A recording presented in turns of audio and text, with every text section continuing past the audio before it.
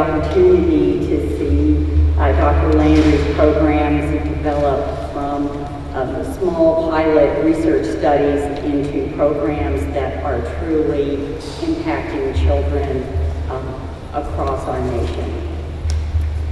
And through Dr. Landry's leadership, the Division of Developmental Pediatrics expanded from about 4 faculty members in 1990 to our current level of 22 faculty members. And Dr. Landry has really played a pivotal role in providing mentorship for many of us, most of whom are women, and also in providing guidance in research methods in a very hands-on way. And all of the efforts of Dr. Landry really reflect the philosophy of the Children's Learning Institute, which is learning through science and then translating that research into practice in ways that truly improve the quality of life of children. And I thought I would just touch on the 4 pillars and make a few comments on some of Dr. Landry's outstanding characteristics in each area. First and foremost, I would pick research. Dr. Landry has been the principal investigator on numerous state and federal grants. She has a very broad base of research ranging from longitudinal studies that really look at developmental consequences of conditions like prematurity and spina bifida, into other types of research that are more school-based, looking at how we can enhance children's literacy, particularly in children from low socioeconomic backgrounds. And a related area is actually developing preschool curricula that are evidence-based and then scaling those up into programs throughout Houston, Texas, and America.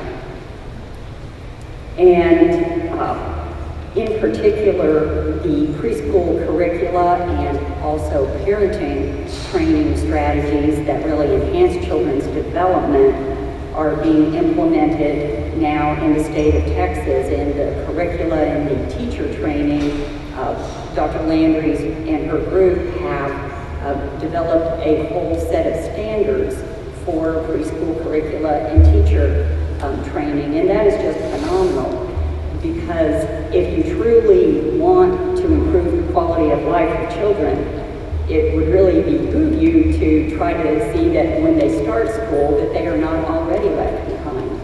And sadly, children of poverty are far behind even before they hit pre-K.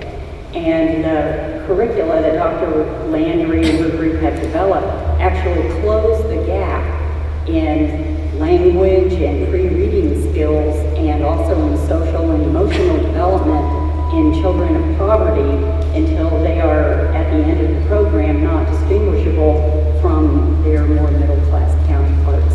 And I really feel that that is probably the greatest contribution that Dr. Landry and the Children's Learning Institute have made.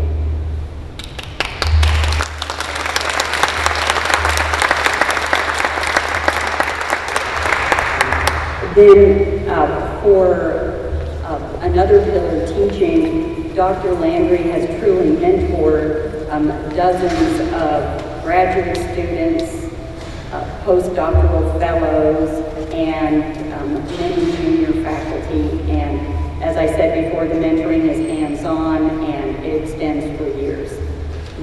There is a lot to learn, and no one is a better teacher.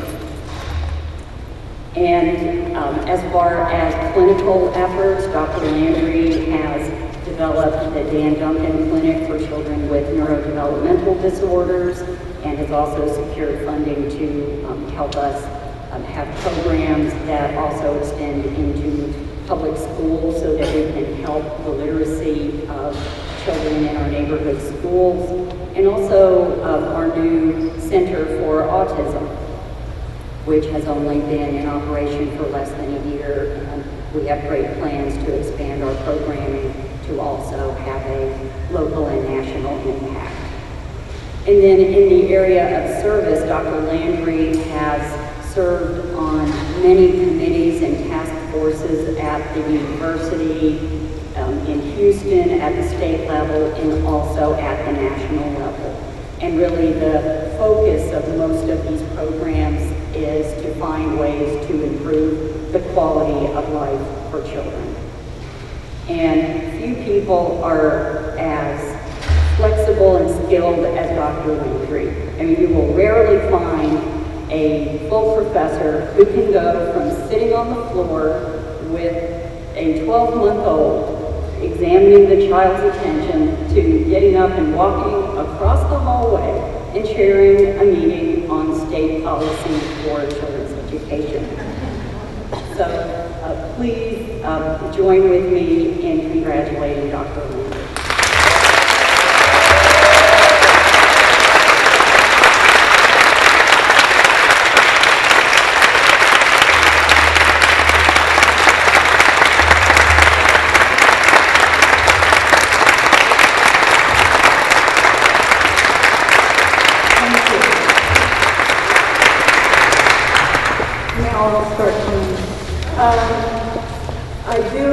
The first thing I have to ask is for everybody that's here from CLI, Children's Learning Institute, to please stand up.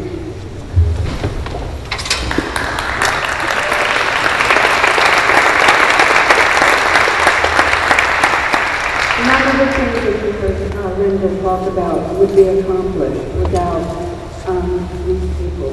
I'm just here representing the work of all the people at Children's Learning Institute who are incredibly devoted to these efforts. So I want to thank them, and I want you all to really be aware that this is a huge effort. It takes a great deal of passion. It takes a great deal of endurance. We have all sorts of barriers and challenges thrown at us. You wouldn't think it would be so hard to help poor children learn letters and count and words, but we really have to work hard to be allowed to do that most of the time. So it's these people that really take that on and never quit. I do want to tell all of you that this is a great, great honor. I am kind of stunned and thrilled and excited about it. It's very exciting to have had the opportunity to be involved in the work that I have had the opportunity to get involved in. To have people turn to UT and to the Children's Learning Institute to take on some of these incredible challenges. While it's daunting and some days crazy-making, it is also incredibly rewarding. I think we all feel at Children's Learning Institute every single day that we have been given a real gift to do this across the state and the country now. And next week we're having visitors from the Aga Khan Foundation from India because they've been hearing about what we're doing here in Texas and want to have an influence some of the countries they're trying to influence outside of the United States. So,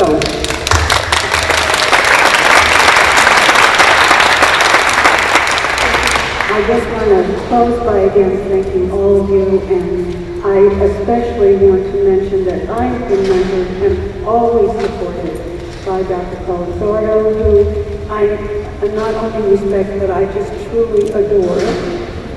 Thank you. While he's not here, I want to also thank Kevin Dillon, because there's not a day of the week that I don't feel like if I have a crisis, if I'm about to fall apart, I can turn to Kevin Dillon, or I can turn to Dr. Colasardo and get support. Thanks.